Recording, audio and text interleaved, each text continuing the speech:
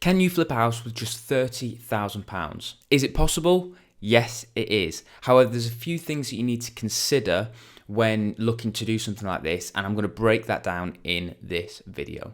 Now, just before we jump into that, I just wanted to quickly ask, if you haven't already, make sure that you click the subscribe button. If you want to make sure that you stay on top of the videos that we're going to be posting, click the subscribe button, the bell notification, so you don't miss an upload. My name is Jack. I am a property entrepreneur.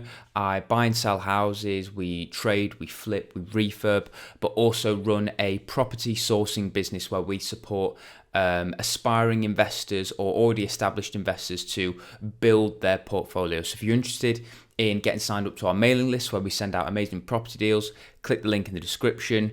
But I want to jump into the topic of today's video, which is, can you flip a house for £30,000?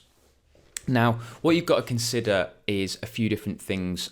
It is possible, and I actually have somebody I'm working with who's done exactly that. They've flipped a house and they haven't spent more than £30,000 on the whole project. But the first few things that you need to consider are, where is this property and what is this property? So, what is the property? I'll answer that first. When you're flipping a property, you want to be flipping houses. People flip flats occasionally. You know, it's hard to add value. You can't really add much size to it. People say that they buy a 1-bed flat and turn it into a 2-bed, but you can't extend it at all. And so what you're doing is you're just putting up a wall and decreasing the size of the master bedroom and turning it into a 2-bed. And for me, I don't know anyone who's actually done that successfully, made money. If you have, amazing, but it doesn't seem to be something that adds value to me. I wouldn't be looking at that and think that it was adding value. So when it comes to flipping property, I would always be looking at flipping houses. Now, the other thing you need to consider is, where is this property? Now, if you have £30,000 and you wanted to flip a house in London, it's just not going to happen. Okay, it just isn't, because house prices are so expensive and you need to be able to put down a significant amount of money to flip a property like that, and you can't be looking at things that are £300,000, £400,000, £500,000, £600,000 and much more. And so you've got to be looking at the cheaper side of things. So they are often in the north, and so you get a lot of areas where kind of pockets of places that are incredibly affordable, very cheap properties. And what you want to be doing is finding areas where you can buy them, renovate them and sell them. One of the concerns a lot of people have is, if a property is super cheap, then does that not just make it a really bad area? And to be honest, I never really look at whether an area is good or bad if I'm looking at flipping it. I just look at supply and demand. It's a really simple business discipline. It is slightly irrelevant where the property is. It just matters, is there a lack of supply or is there a significant amount of demand, or both? And therefore you can come in and provide a property that will make people happy. So an easy way of finding out if there is supply and demand, more demand than supply in a particular area, is jumping onto Rightmove. So I'll just quickly show you how I would do that. So this is a simple way how you can find the demand of a particular area. So let's look at Liverpool. So if I just type in L4, okay, just as an area, we'll leave it at that, and houses. And let's say we have ourselves a 2-bedroom house, okay? So what I do is click on Find Properties. As you can see, there are 40 properties on the market that have not sold within L4 that are 2-bedroom houses. Okay, I can even specify, let's go to terraced houses actually, let's really get specific. Okay, so we've got 36 terraced houses that have not sold. Now, if I go to filter here, and if I just click on include under offer or sold subject to contract, just look at this number here. Let's see what happens. If I click on that, it jumps straight up to 92. That means that there are 92 properties that are on the market. However, all you need to do is a quick calculation, which would be 92 take away the 36 that were on the market. 56 of them have sold, okay? 56 properties out of 92 have sold. That's good, okay? That means that a property has been agreed, but it hasn't quite gone to completion yet. They haven't exchanged contracts, they haven't completed it, so the agents have left it on the market.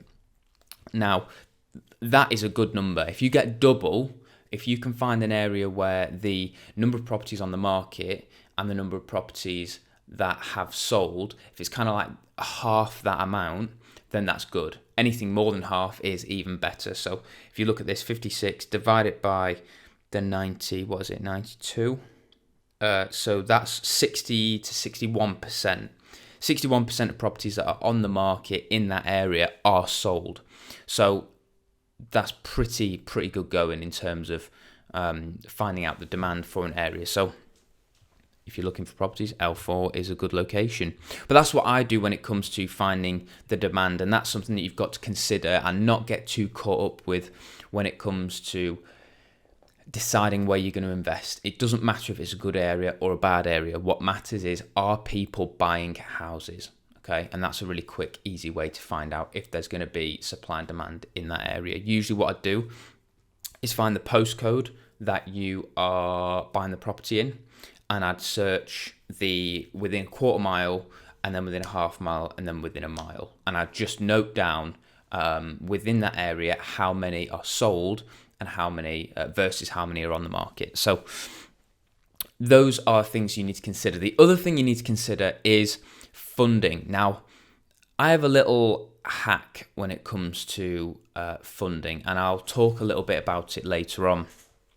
But the thing is, when it comes to funding, when it comes to a property flip, you can't just keep on, you can't just buy a house with multiple mortgages. The idea of mortgages is that they are long-term products.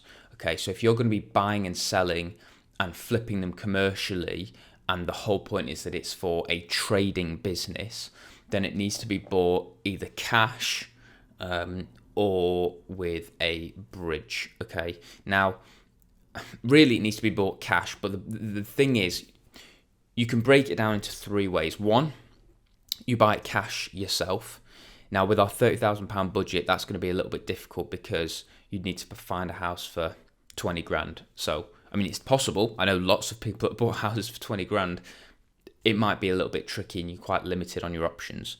Or you raise private finance. Now, private finance would be through another investor. I'm not going to go into details of how to do that in a legit way.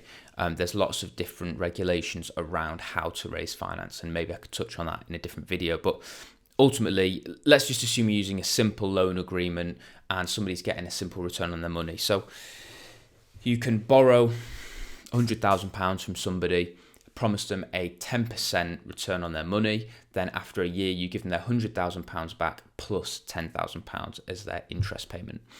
That's a really simple and easy way to do it. If you know of anybody that has cash just lying around, it's a really good way to invest in property. One of the pros of actually using private investors is that you can build that long-term relationship, and almost with certain investors potentially get that cash just on tap, ready to go at any given moment. Right, we found a property, let's draw down the cash, the funds from the investor with a simple loan agreement or whatever agreement that you have in place with them.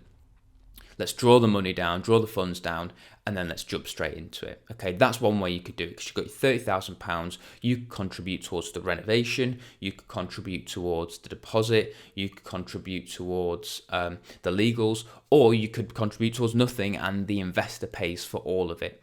But if you're going to be flipping houses and you've only got £30,000, raising private finance from private investors is a really good way to go.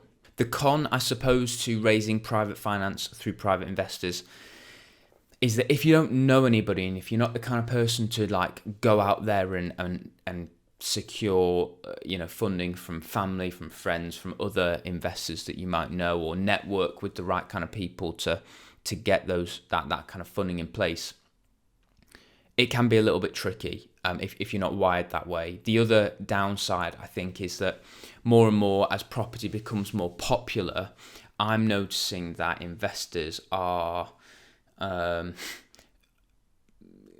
greedy, I think is one way to say it.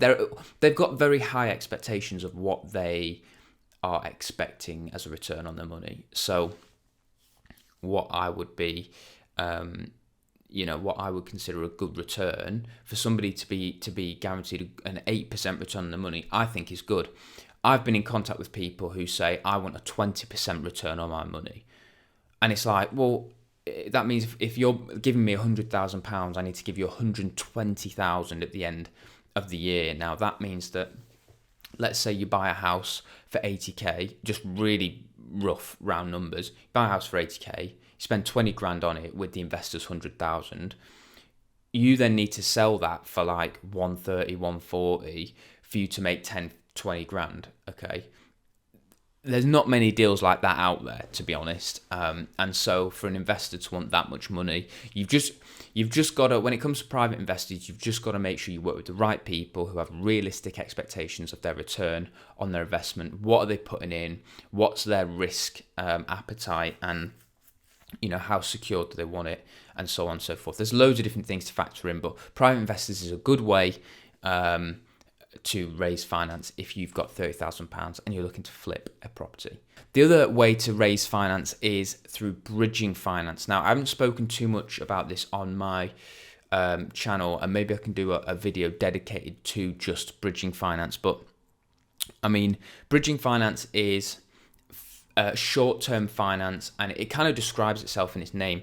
It's the bridge between the purchase or the acquisition of the asset, and it bridges that to the long-term exit. So whether you were going to buy it and your exit was to sell, or your exit was to refinance onto a longer-term product like a mortgage, whatever it is, it bridges that gap from the purchase to the exit. Okay, so your bridging loans are a fantastic way of raising finance. They're very, very simple. One of the pros is that actually when it comes to getting a bridging loan, when it comes to flipping houses as well, it's less about your affordability and it's more about the deal. And so if your deal stacks, then it means that they will be very interested in investing. They will put obviously certain securities in place to stop them from losing their money, but they will make sure that the deal is good if they're going to invest. I mean, that's another pro in and of itself. I mean, obviously you need to do your own due diligence and look into, the numbers on a property. But if a bridging company says, you know what, we're really happy to invest in this and put our money into this, then it kind of gives you a little bit more confidence going into a house that you're going to be flipping, because they also will do their due diligence to make sure that the numbers stack. I also think that bridging lenders are lending very cheap at the moment. Like I say, private investors are looking for a lot of money, in my circles anyway. And so bridging actually is pretty affordable. They usually charge a product fee at the beginning or at the end. They charge about 0.5 to 1.5% interest per month, depending on your circumstance. One of the downsides to using bridging lenders is that the paperwork can just be a nightmare. It's just a lot of paperwork, but you can't really raise finance without a lot of paperwork. However, I actually have a sponsor of this video, and that is Landlordio. And the reason why I wanted to partner with them, and I reached out to them and said I'd love to do a video with them and love to promote what they do, is that they have a fantastic platform that is completely free to use, that I use anyway, to get your deals analyzed, to manage your properties, to manage your tenants, to track your finances, they also provide bridging finance for your deals as well. So it's all online. It's absolutely free to use. It's a fantastic product, and I'm going to jump into it now quickly just to talk a little bit more about how you can actually be flipping a house for 30 grand, because I want to give you an example of how that looks. But their platform is absolutely fantastic. If I just jump into here now, fantastic. So this is what it kind of looks like. You've got the different details here on the left. You've got managing, whether it's managing your portfolio, your tenants, payment schedules. You've got finance things like getting bridging finance or mortgages, remortgages, whatever. But I particularly use them and love what they've got here in this FlipDeal Analyzer. Now, this is a little bit of a hack that that I use when it comes to assessing my deals, because it's just a really simple, clean interface to find particular properties, information, but also to stack the deal as well. So rather than using your own spreadsheets, you can do it in a much more efficient and, let's be honest, visually appealing way. So like as an example, so because I wanted to talk about how you can flip a house for 30k, and the example that I'm going to give you is a property that it's not the exact property, but it's similar to a property that somebody that I'm working with has just bought, and this is the exact numbers that they've got when it comes to their first flip. And bear in mind, you've got £30,000, okay? So you cannot exceed that limit. What people seem to forget is if you're going to buy a property, okay, they might think, okay, I'm going to buy a house and then I need to put down 25% deposit. So what's, 30,000 times by 4, and that can be the value of the house that we buy. The problem with that is, 1, you need to find a lender that will do 75% loan to value. 2, you haven't factored in your interest payments. 3, you haven't factored in your refurb costs, your legal costs, your selling costs. There's loads of different costs involved when it comes to flipping a house. And so I want to talk you through an actual example of how I get this to work, so, and how I stack the deal. So I'm going to throw out an address, right? And if you live at this address, I apologize, but I actually found this property the other day in Accrington. That's the one.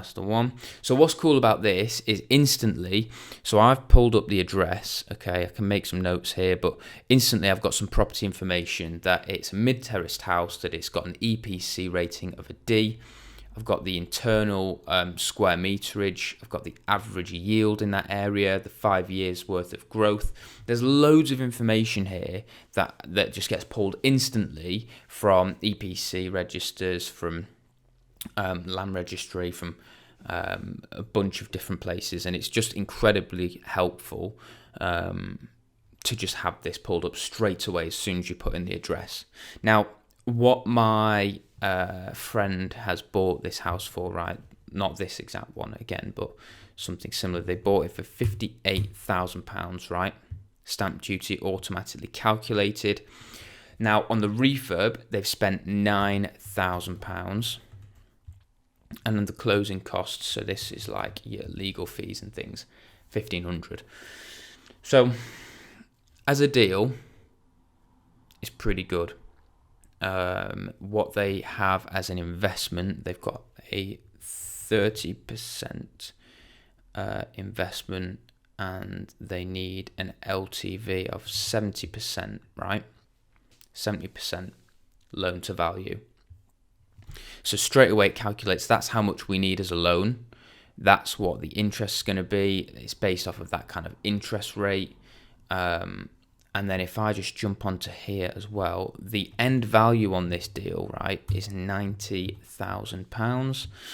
Agent commission for the sale, 1%. That's usually about right when it comes to selling a property. So you've got all your other costs here. You can look, like closing costs, for example, you can jump into advanced and say legal fees is one thing, inspection costs another, but I'm just going to fill that in as 1,500. So, the other thing is, how long are we going to be holding it? Let's say we've got 9 months. So we want 9 months, okay? That means that if we were to borrow some money, get a bridging loan on this property, then we want it for 9 months. That gives us enough time to purchase it, to renovate it, to sell it, and to complete, so that we can pay back the bridging company. What's amazing about this is it's just there, right? That's all done now. It's fully laid out. And if I scroll up, you'll see that we have the deal information right here. So we've got our gross profit, we've got our net profit, we've got how much we need to invest, our cash investment, which again, look, we've managed to do that under we've managed to do it under £30,000. It's 29,640. You've got the loan costs here and everything like that. Now, people talk about not wanting to use bridging loans or private investors, or any kind of finance, because of the interest rates, and I get that. But if you don't leverage other people's money, you can't grow, okay? And what's amazing about this is £15,000 on this particular deal is amazing because, right, the reason why I say that is you've put in 30,000 and you've walked out with £15,000 profit. So that means that you've not doubled your money, you've kind of half your money over again. So 150% money back. So your 51% return on investment. So as far as putting in 30 grand and walking away with 45, I think that's pretty good. I think that's pretty good numbers. And that's the kind of number you would need to be looking at. Those are the kind of numbers you want to be working with when it comes to flipping a house with 30k. Realistically, you need to be buying a house cheap in a cheap area, renovating it for a very minimal budget, maybe like carpets, paint, new kitchen, or paint the kitchen, or whatever it might be. You've just got to make sure that you keep the refurb budget low. What's cool about Landlord actually is that they provide finance for people for their renovation as well. So not on every deal, but they assess each deal and they might be able to provide you with a percentage of the refurb costs as well. So they're absolutely amazing. So here's the thing, if you're looking to flip a house and you've got £30,000, you've got to factor in the following things that I've just kind of said. Where's the property? What type of property is it? How are you going to be funding it? Is it through private finance? Is it through bridging finance? And just make sure that the deal stacks, okay? You've got to make sure you do all the numbers properly. Landlord is a free platform that you can sign up for. I do, all this stuff here that I'm doing for free.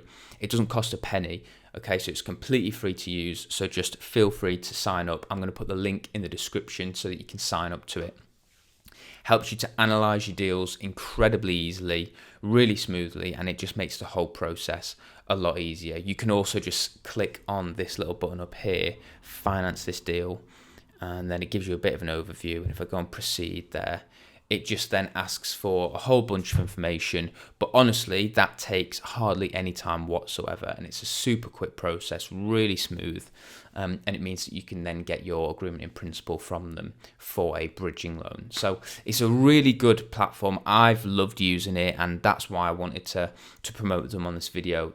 They do such a good job, and they've done a brilliant job with this interface, and I just love using it. So that's how I stack my deals. If you're looking to invest in property, make sure that you sign up to landlord.io. But guys, I hope this video has been really helpful. Again, if you're looking to find properties and you'd like someone to help you secure properties, find you the best deals out there, click the link in the description for our deal sourcing email list. And when we get good quality deals, I'll send them out to you and you can have a look at them. If it works for you, then we can get it secured for you and get you on your way to starting or continuing to grow your property portfolio. So guys, I hope it's been really helpful for you, and I would love to see you in the next video. Take care. Hey, it's Jack here. I'm really excited to announce that the next property networking event is going to be happening here at the Hyatt Hotel in Manchester. It's on the 29th of September at 6:30 p.m. Our last event's actually sold out, and we had such an incredible response that we wanted to go bigger and better than before. We've already sold tickets to this event, and there are exclusive spaces. So if you are interested in learning about property, connecting with the best professionals in the industry, make sure you get booked on 29th of September, 6:30 p.m. I'd love to see you there.